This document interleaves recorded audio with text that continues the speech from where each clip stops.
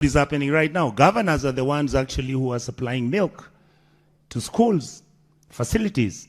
We have got the health committee in this place. We have got all the committees we have.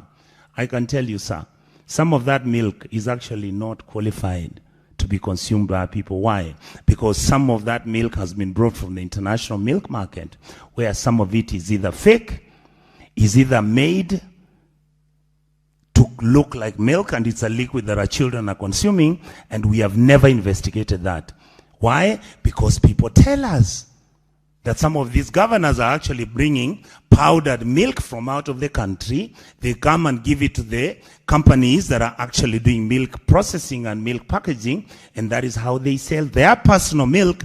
And they take the packets which have got the milk and they have got everything, they put their picture there because they need to start indoctrinating kids the Moi way, that President Moi was giving people milk, and that's how they are remembered. So the guys and the ladies who are running our counties are providing milk as a marketing tool so that they can be re-elected and stay in office.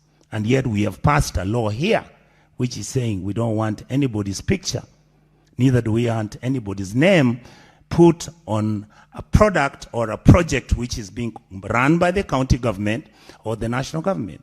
Nobody listens.